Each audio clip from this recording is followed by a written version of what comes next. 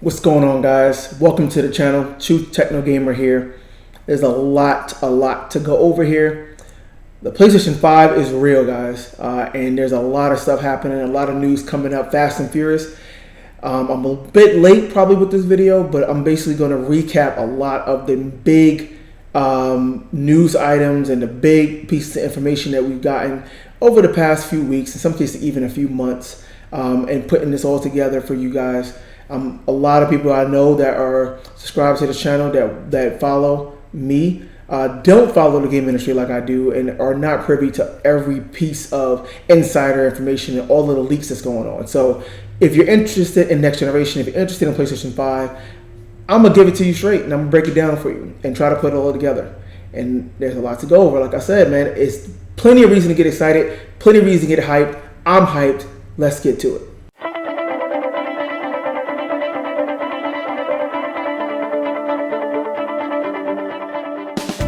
The first thing I want to talk about is the PlayStation 5 dev kit. Now, the PlayStation 5 dev kit already has a name. It has been confirmed from numerous developers, and the code name is called Prospero. It's not officially confirmed by Sony, but needless to say, within the industry, this is pretty much a given right now.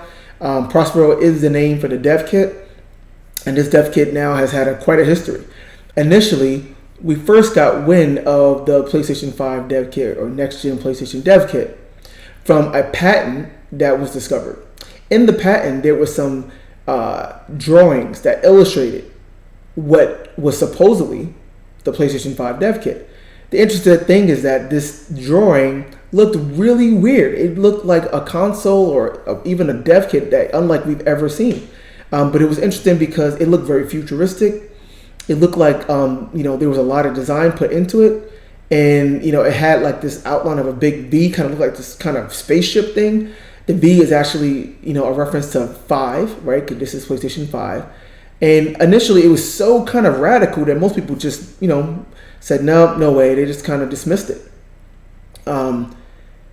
They did later, a site called Let's Go Digital actually did a computer rendering based on the patent, which allowed us to see it up close and personal and in color.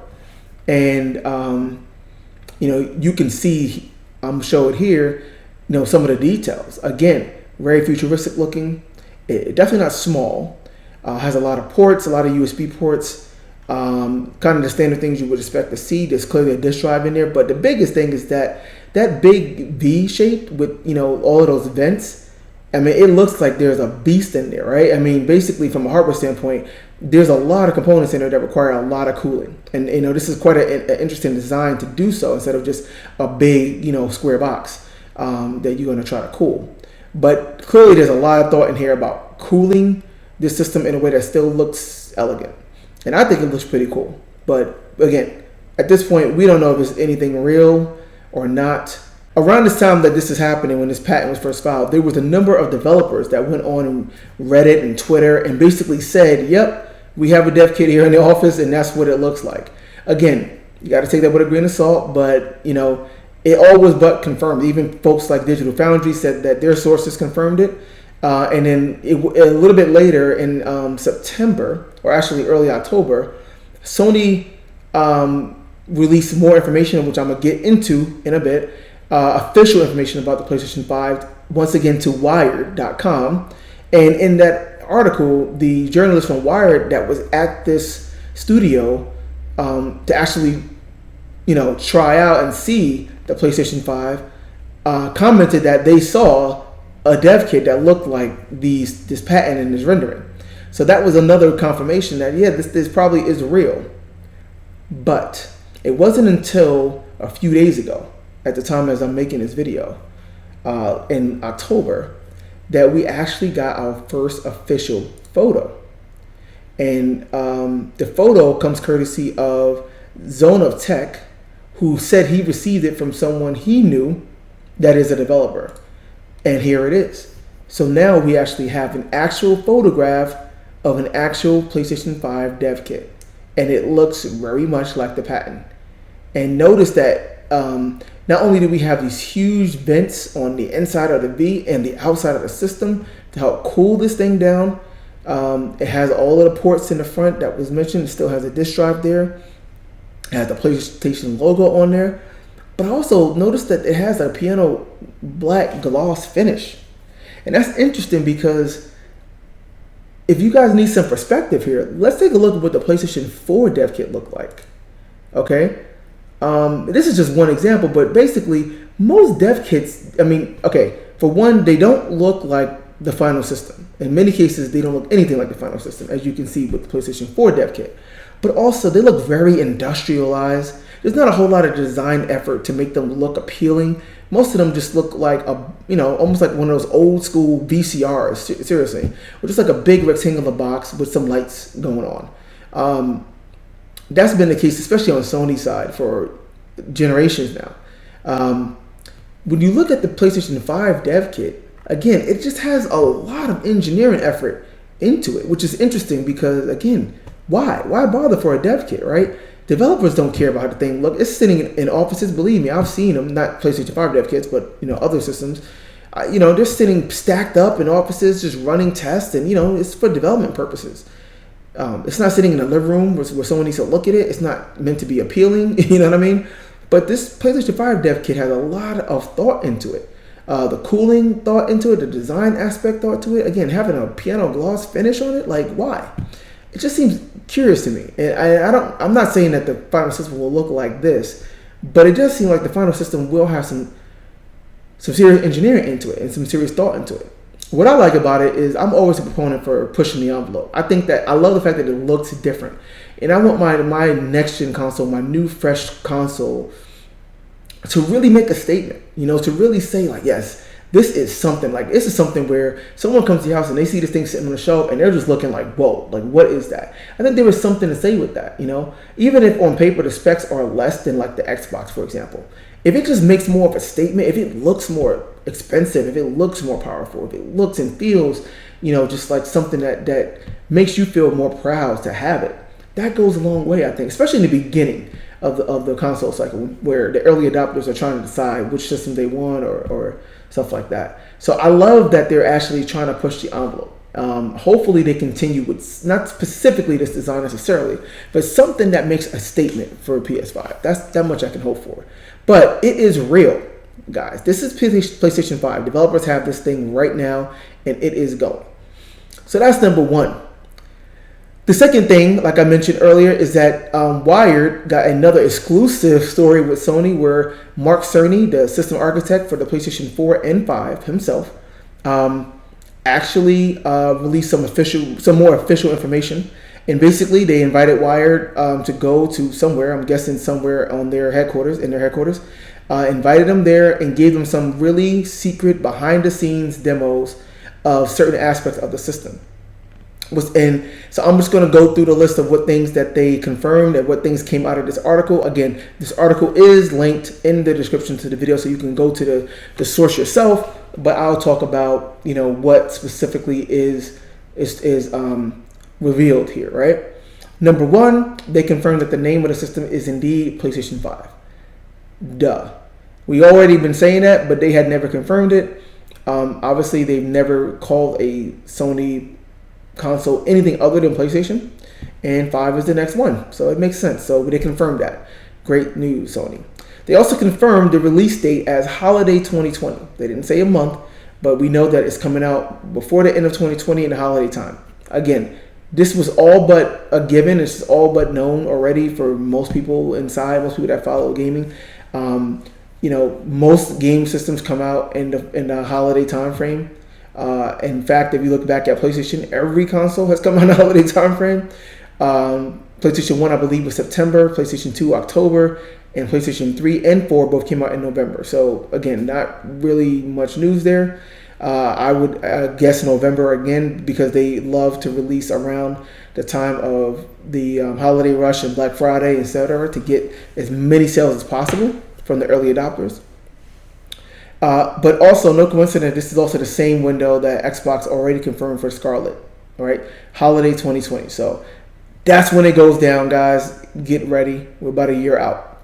They also confirmed that PlayStation 5 now, I can officially say that, PlayStation 5 will have a UHD BluRay drive that will be capable of UHD movie playback, as well as supporting a 100 gigabyte disc for games. Now, UHD players, that's not uncommon. UHD players basically are multi-layered Blu-ray. They have multi-layer Blu-ray lasers that can read up to 4. I think it's 4 layers for Blu-ray discs. Each layer on a Blu-ray disc is 25 gigs, so that's where you get that 100 gigabyte. The fact that it plays UHD movies is interesting, but not entirely compelling, because Xbox One like S, as well as the Xbox One X, already plays UHD movies. And by the time that these systems come out by the end of next year, discs are indeed dying. In UHD, which is again the 4K Blu-ray disc, they aren't selling nearly as well as even Blu-ray did before, or never mind DVD before that. They still have a market. They're still niche, and companies are still releasing movies on it. But obviously, it's not something that a lot of people are not going to do. A lot of people thought it was a missed opportunity that Sony did not support the 4K disc, the UHD disc for the PlayStation 4 Pro, because it does not. And that would have been a time to do it back in 2016, when UHD was kind of still like a new and happening thing, and 4K TVs was still very much on the rise. But nevertheless, they confirmed that it will, so it will basically mean that PS5 is on par with Xbox One and most certainly Scarlet. They also mentioned that the UI will get a complete overhaul, mainly to make being able to see what your friends are doing, to be able to do that a lot easier and a lot faster without having to go into the game. Specifically what they talked about. We know obviously that the UI is going to change. They didn't mention specifics about the look of it and stuff like that, but that they're trying to make it easier for friends to interact with each other. So, okay. But the thing they talked about most was new enhancements to the controller. Now, they didn't say a whole lot here either, but they talked about how the controller will have 2 features to make you feel closer to the game and enhance the immersion factor. One, they talked about having very advanced haptic feedback.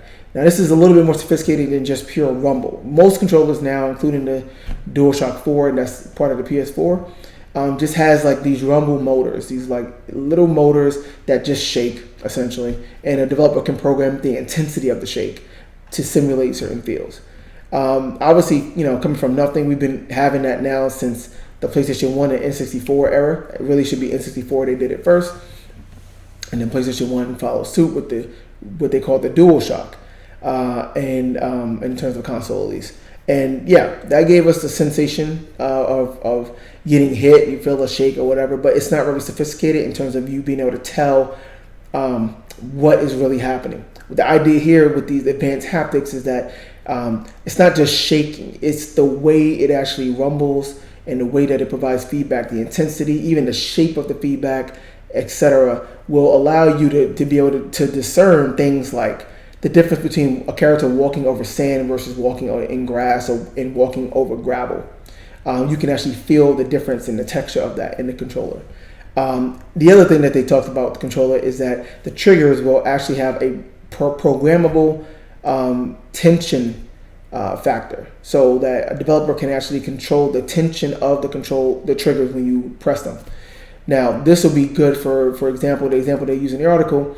If you have a character that's pulling a drawstring, pulling a bow, for example, you can actually feel the tension as you pull the bow back, and as it becomes farther back, that it gets tighter. You feel more resistance. You can actually feel that. This is all cool. I don't think this is groundbreaking stuff. Xbox already has haptics in their triggers to give you more precise feedback within the trigger specifically. It's not programmable in terms of tension, to my knowledge, but the Xbox Elite controllers do have a tension factor, but again, not programmable. The user can modify the tension. So yeah, having programs to be able to do that and add those pieces to the game is all cool. Like you can close your eyes and say, yeah, I know I'm on a horse, right? Versus I know I'm running, or I know I'm in water. That's all pretty cool. But we'll see exactly how far they take it and how used it is, because it's like the 6-axis, the motion control in the PlayStation 4. We know very few games use that. Very, very, very few games use that. So we'll see how it's used. Sony has a knack for basically, they come up with these wire articles, and it sets the internet on fire, they release official information, but they have a knack of being able to do that without really saying much, right? I mean, at the end of the day, most of the stuff was stuff that we already knew, and none of it is really that surprising. And there's still a whole lot that they haven't talked about, right? Of course, the actual specs and the kind of GPU that they will use, anything about the RAM, the memory, will the controller look the same as the DualShock 4? There's been rumors that the controller is going to have a screen in it. Is that true? Of course, we don't know all that stuff yet, but we'll find out soon enough. But they did, give us some tidbits more to kind of get a picture of what the system is really going to be. So, looks cool. Okay, the next thing that I want to talk about that came out PlayStation 5 wise is really interesting. So now we see an actual dev kit. Now we've heard from Sony themselves acknowledging the actual name and the release date and the controllers and blah, blah, blah. So a former Game Fan magazine editor, right? Game Fan used to be a game magazine. I used to have a subscription to it, if you guys remember that. But Game Fan magazine editor on Reset Era recently posted that he was witness to a behind-the-scenes demo of a open-world, multi-platform, next-generation title that was running on Navi technology. Okay. AMD's Navi technology is their latest GPU technology, which we already know will power the next PlayStation and the next Xbox, okay? And this demo blew him away. He described the demo as having the quote-unquote very best real-time graphics I've ever seen, okay? And he was specifically talked about it in terms of it being a game, not just like a demo that you might see like from Epic on Unreal Engine 4 or, Crytek or Unity or something that you would see at GDC. This was a game. It was actual gameplay, and it just had the best graphics he's ever seen. He mentioned that there was absolutely no mistaking what he saw for a current generation PC or console game. All right, this was well beyond that. And he said, to be clear, in terms of scope, lighting, and environment dynamics, Red Dead Redemption 2 or even The Last of Us Part 2, which are probably two of the best pinnacle representation of open world design right now, those titles aren't even in the same time zone as this. That's how he described it. He further went on to further say that he literally said, WTF out loud when he first saw it, and he was just blown away by it. He specifically mentioned the shadows. He said, one thing I found really interesting was the quality of the shadows. I especially noticed that there was approximately 2 to 3 feet high bushes. When it was swaying in the wind, they were casting moving shadows with perfect detail. No shimmering, no stair-stepping at all. And he said, I'm talking about a bush with 75 to 100 branches and hundreds of leaves on it, casting perfect shadows. He's never seen nothing like it. And of the overall picture quality, he also mentioned in terms of the image, the clarity, and just the rendering quality was astoundingly solid. He said it looked like it was some super duper AA anti-aliasing. And that the game was running at a full native 4K resolution, but a frame rate that was only about 25 to 30 frames per second. But it was a very, very, very, very early game, obviously, right? This game is still very early in development. Now, that's really cool, man. This is the first time that we've heard someone witness a next generation game in some kind of tangible way, give their impressions. Now, I would like to point out, he didn't actually say that this was the PlayStation 5 specifically, but we just said that it was running on Navi graphics card, graphics technology. Which means that it could have been a PC demo, it could be PlayStation, it could be Xbox. But it's pretty much a given, the way it was described in a later conversation he had with the folks on the forum, that it was actually running on a PlayStation 5 dev kit is what the takeaway from all this is. So irrespective of it, it still is representative of what we will see from all the next gen systems, period. So really interesting stuff, talking about the quality of the shadows, the number of leaves on the tree, this being a multi-platform game, which means that, again, it's the exclusive side that they usually tap into the hardware power the most. So the fact that this is multi-platform also says a lot, that this is kind of like the baseline, right? That, it can go farther, but, when a multi-platform game can have hundreds of leaves, on a single branch, casting shadows, swaying like that. I mean, that's just a level of detail that, yeah, we clearly don't see now in our open world games. The rendering quality, the graphics quality, the shadows, and, you know, him just saying that, yeah, this is the best real-time graphics I've ever seen. And it being that obvious so early, right, for a game that's so early in development, that it is clear, not even in the same time zone as Red Dead Redemption 2 or The Last of Us 2. That says a lot. I mean, the Red Dead Redemption 2 and The Last of Us 2 are still freaking impressive today, right? I mean, Red Dead Redemption Part 2 is about to come out on the PC. It's still an amazing looking game. It has a ton of detail. It's the pinnacle, state of the art. Last of Us Part 2 isn't even out yet, and we haven't even seen what it can do. But from what we've seen, he's just like, yeah, this is not even the same ballpark. That's pretty compelling. Because you got to remember, the early stuff that we've seen and heard from the PlayStation 4 when it was coming out, no one was saying like, oh, this was a huge step up from the PS3. Right now, granted, when the system did come out, and there were definitely some games that looked like a noticeable step forward. Yeah, when we saw early demos, when the stuff that they showed at their unveil event, some of it looked really good, but it wasn't like that. It wasn't like obvious, like, whoa, okay, yeah, next generation is here. In fact, most people were saying quite the opposite. Like, yeah, it doesn't feel like that big of a jump, right? So that's really cool, really good reason to be excited. It's one guy's opinion, of course. We don't know what he saw. People are impressed, and it wasn't just him. He mentioned like other people that were there were also really impressed. And in general, a lot of the leaks we've been hearing from developers that have dev kits, that are working on dev kits, they have been very, very impressed. They're saying things like, you're going to be really happy with the PS5. It's going to surprise a lot of people.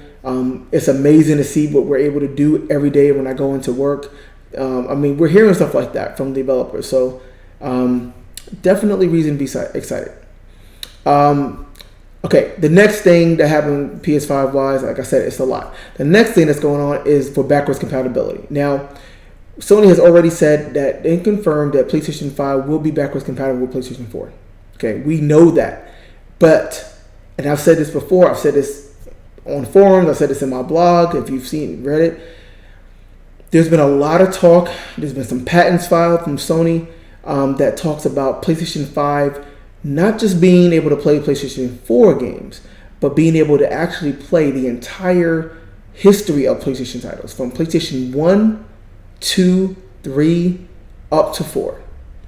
And being able to do that natively in the hardware, which means that if by some chance you happen to have PlayStation 1 disc still around, or your PlayStation 2 disc still around, you can literally plop them into this machine and they will run and play.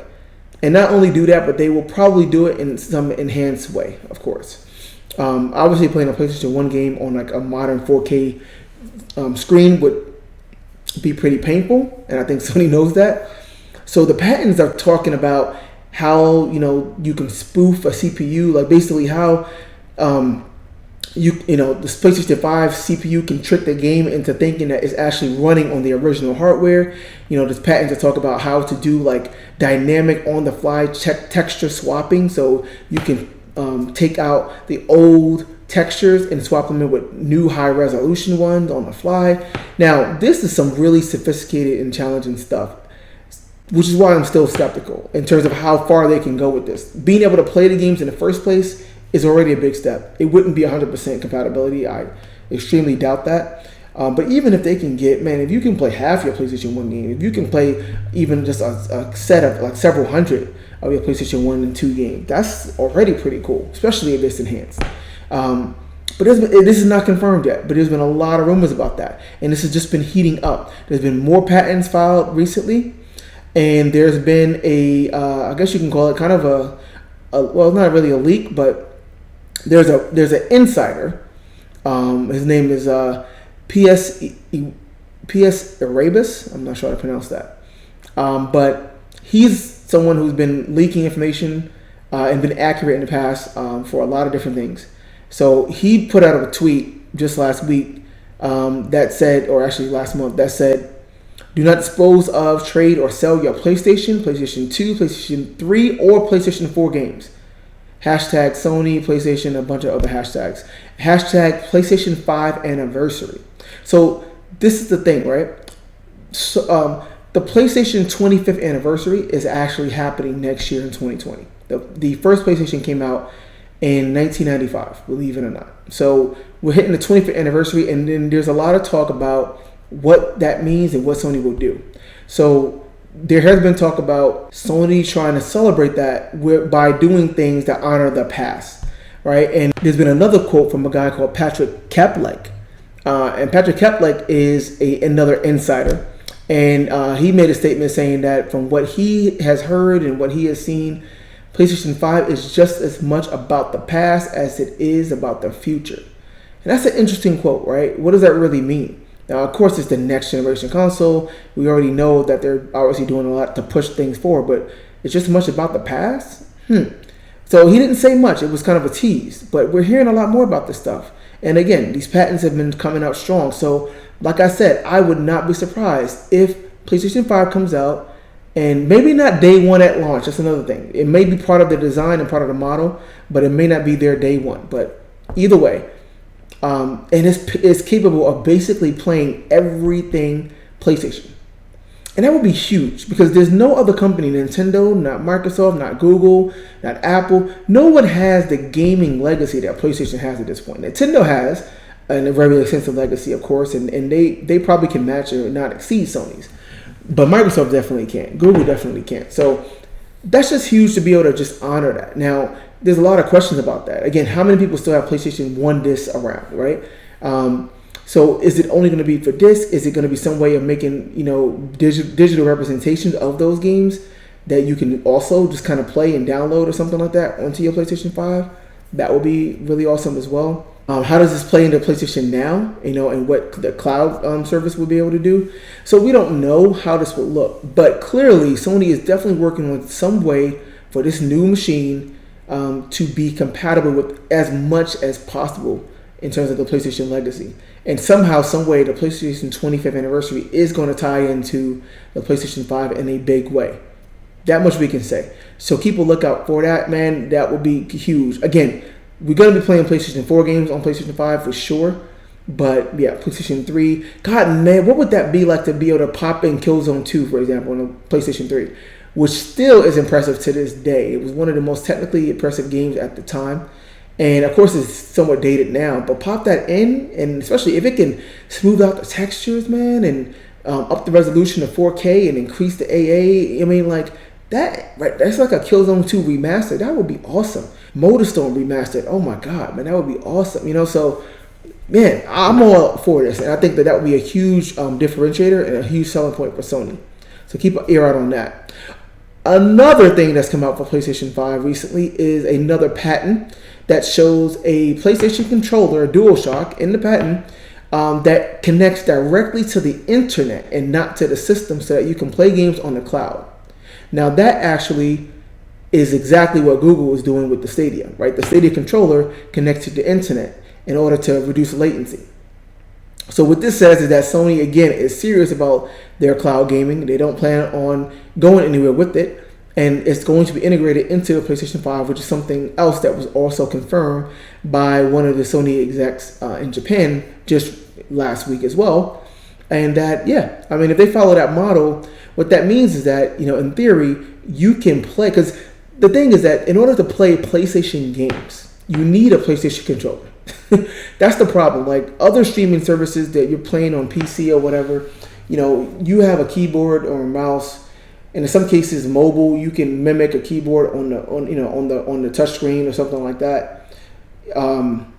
You can get around that. One reason why you can't do PlayStation Now games on mobile is because of the controller issue. Because you can't control the PlayStation game, PlayStation 4, PlayStation 3, PlayStation 2. You can't do that on a mobile device with the input interface, right? So, are you going to take a DualShock controller and connect it to your mobile phone? There's not really a good way to do that right now. There's no USB connector in most mobile phones, etc., stuff like that.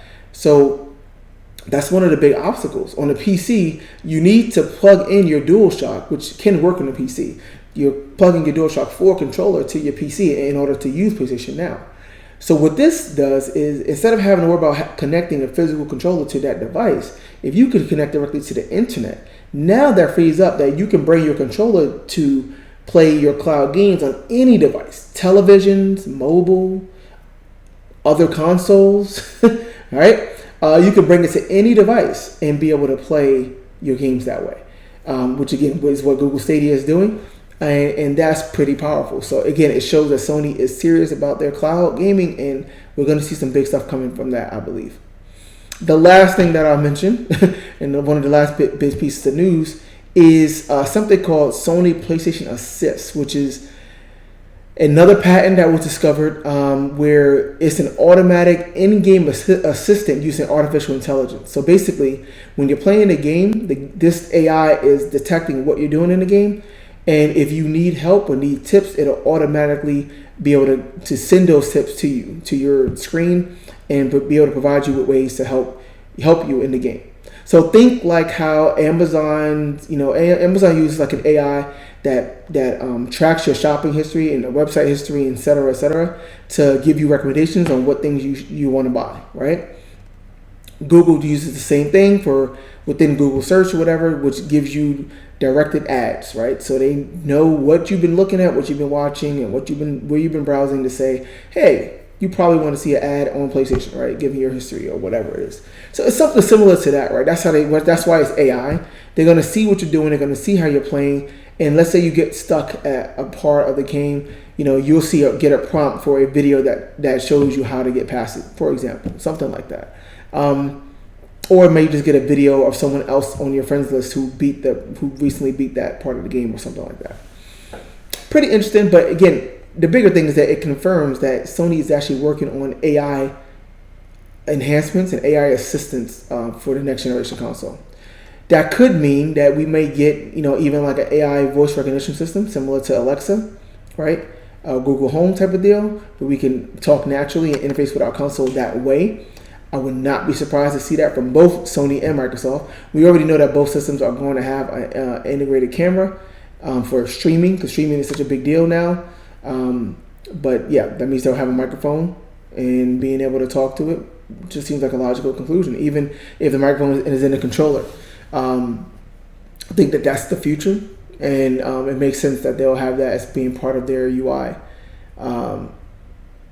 So look out for that. I mean, there's a lot of things happening. So long video, a lot to cover, but what's the takeaway here? Well, like I said, man, Sony is really getting into gear. PlayStation 5 is starting to form. We've gotten a lot of confirmed information from Sony directly, but then there's also a bunch of leaks that have been pretty substantial and from credited sources for sure, that we can all but say is pretty true. A lot of them have already been true for once Sony did confirm them. So we actually know a good amount about the PlayStation 5, but yet we still don't know a whole lot, right? So there's still a lot to look forward to.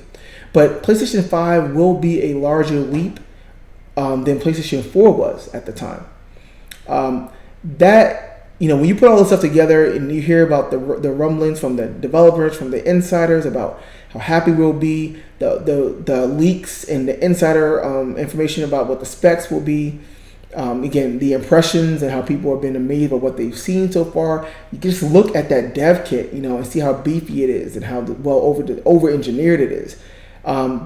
This is going to be definitely a bigger leap, and clearly Sony is more serious. I think Microsoft is as well, but both are more serious this generation. Their design is to really push things forward, to really push the envelope, and to give us gameplay experiences that we have not had before, period, or anywhere. Console, PC, mobile, etc. And that's what this is supposed to be about. PlayStation 4 and Xbox One took a backseat, when they kind of came out, and it was not really, there really wasn't anything new going on with that. The big new thing for PlayStation 4 really was about VR, but that didn't come out until a few years after the system was out, right? The touchpad didn't really do much, It was a nice touch, like the speaker, nice touch. But in terms of like really, what did we have when we first got the PlayStation 4? In terms of how we played the games, yeah, they looked prettier. Killzone Shadowfall looked amazing. Infamous Second Son looked amazing. From just a graphical standpoint, we clearly can see that it was above and beyond in that regard. But by and large, it was the same kind of experiences. It really was. And the CPUs being so underpowered was very limiting. Lots of RAM, which helped, but it just wasn't anything new, right? So we already hear about ray tracing, which is fairly new. We don't have a lot of games and a lot of instances, examples of that. We hear about 8K. We hear about finally breaking the 60 hertz barriers. With television technology also catching up to be able to support 120 hertz. So in theory, the next systems could be able to play games at up to 120 hertz, which is something that PC gamers have been enjoying for years. But being able to bring that to the masses in your living room would be awesome. We hear rumblings about VR, and a PlayStation VR 2 being wireless and much higher resolution and stuff like that. That's still pretty new. We hear about the SSD, having an integrated super fast SSD into the box. This is not like putting an SSD hard drive on your PC. Yes, that'll help speed loading, but when you have it built into the console and developers can design their games around that, we are going to see things in games that we have not seen before, even on PC. SSD is going to be a game changer. It's going to be one of those generation defining features for sure. And we had nothing like that with the PlayStation 4 and Xbox One, right? Cloud, cloud is going to be a big part of everyone. Sony has PlayStation Now, which they just doubled down on. PlayStation 5 is going to support PlayStation Now. An internet controller may be a part of that equation. Obviously Xbox has Project X Cloud. There's a lot happening there. Of course, we're going to see other UI enhancements, being able to connect with people faster for streaming. I'm sure it's going to be a huge part of the systems. Again, I mentioned a little bit about, AI, artificial intelligence, machine learning type of integration. We will see machine learning playing a role in the next generation consoles. I'm confident of that. What it will do and how it will play, obviously I don't know, but we will see that. Whether it's simply just things like the PlayStation Assistant, I think it's going to go beyond that. Whether we see stuff like, again, Alexa and Siri type of integration to talk naturally to the console, to do a lot of different various functions. We're going to see a lot of that. Backwards compatibility, and again, a next generation backwards compatibility. Being able to dynamically enhance even old games, that would be freaking huge. And we have never seen that before. You kind of see it somewhat on a PC. Being able to, you can play, if you have a higher end PC now, it will accelerate and run at 600 frames per second if you throw in Quake 3, right? But it's not really remastering it, right? So that would be cool. That would be awesome. So this generational leap is bigger than just the graphics looking better. The graphics will look better, but the CPU will be a bigger factor here because CPU has been stagnant and underpowered and just like a bottleneck now for probably 10 years at least of our game development, right?